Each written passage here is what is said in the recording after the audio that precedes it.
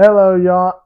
As 2024 comes to an end, what better way to do it than a best of 2024? So today's video will be best moments of 2024. We start from January 1st all the way to today, for example. So let's get to these best moments of 2024. Let's start with this one, and it's been a great start on 2024.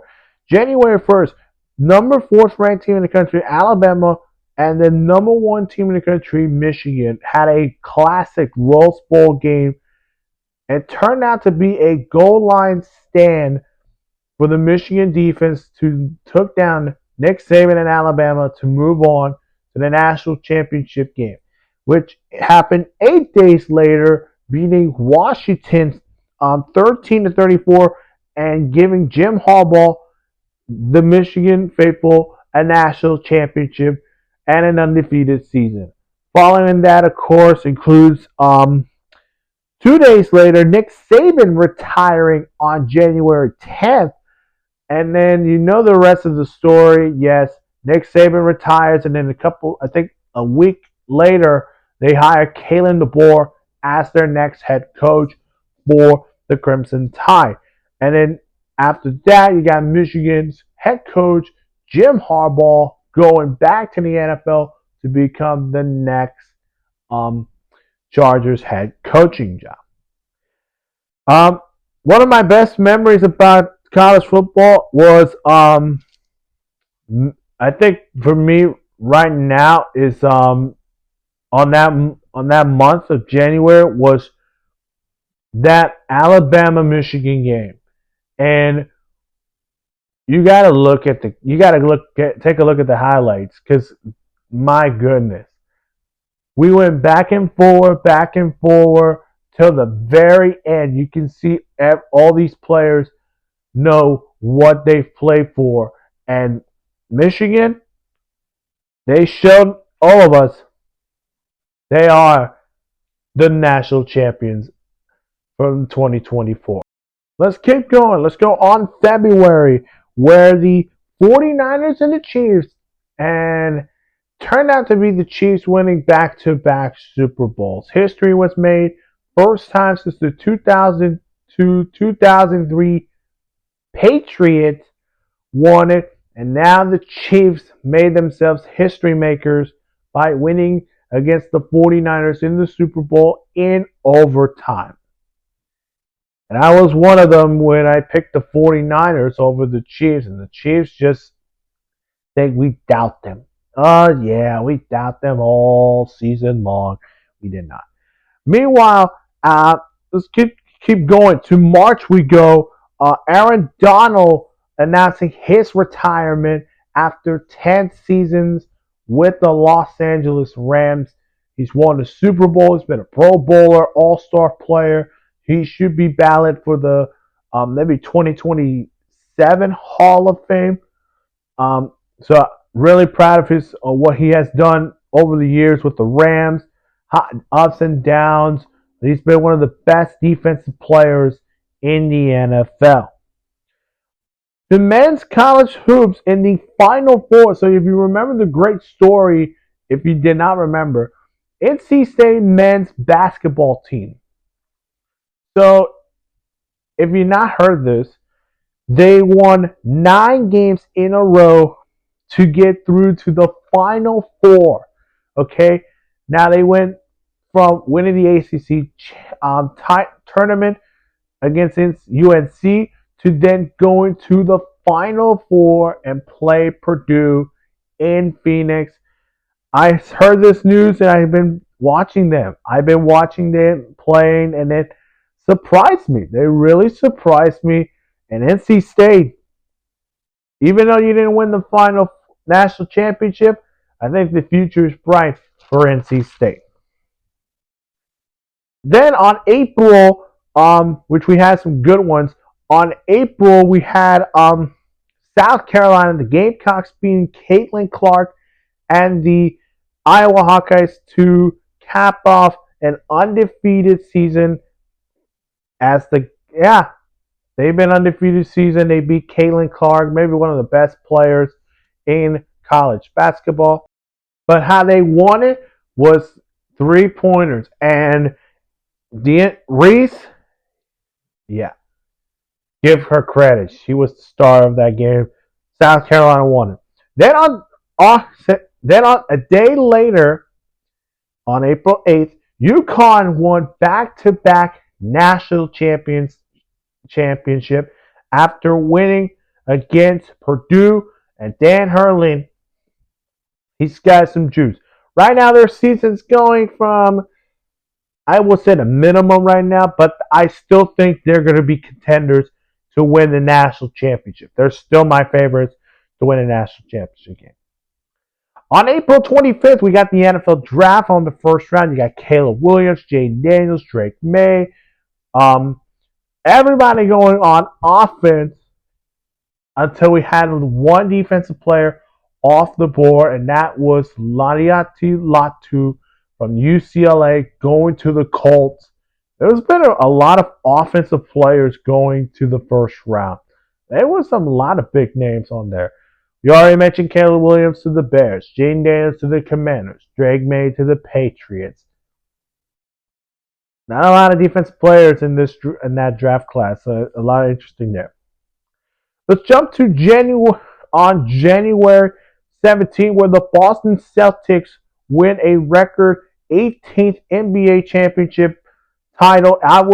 I also made those predictions videos. If you have not seen that, go check my NBA finals prediction and my NBA updates. So I'll probably put that on my playlist there. So check those out. And Boston was the best team. They were the best team of 2024 with the way they brought in John Mazzulla as their coach in the second year, bringing in Kristaps Porzingis, and they've been winning. They've been dominating in the NBA, and that's why they won their 18th title, and they earned that. They earned that record 18th banner. They earned that. Here's one that really earned their first championship title. How about the Florida Panthers winning its first NHL championship in club history? Now, for the Florida Panthers, they won the Stanley Cup final after. Remember, last year, 2023, they lost to the Golden Knights, but they came for revenge to win it, and that was an impressive way to end the season. And for the Florida Panthers, they're still going to be contenders for that Stanley Cup titles. Shout out to Florida. On to the Euros. Spain. Remember, I did the Euros prediction videos, I think, for the semifinals. But then I also talk about the Euros a lot. Spain winning a record-breaking fourth European championship by beating England. A great game on that one. I just saw that one on July 14th as Spain World Cup champions in 2026. We'll find out. On tennis, not only that happened, but Carlos Alcaraz beat Nikola Djokovic to repeat as Wimbledon champion. Now, Carlos Alcaraz played earlier, and then until we find out who will win between Spain and England, he's a Spain guy. He believes Spain wins it. Spain won. Great job. All right, to Paris. This is my favorite of 2024. Paris delivered on the month of August. We go to that Noah Lyles 100-meter run. I thought it was Thompson from Jamaica who won it. And then Noah Lyles saying, "America, I told you, I got you." That is a runner that's trying to maybe at least become Usain Bolt. And Noah Lyles, give a shout out to Noah Lyles. Another shout out in the Paris Olympics is Breakdancing, making a sports debut in the Olympics. And obviously, folks, let me tell you, the next 4 years, when we go to LA in 2028, I need to see some bigger moments in Paris, in LA.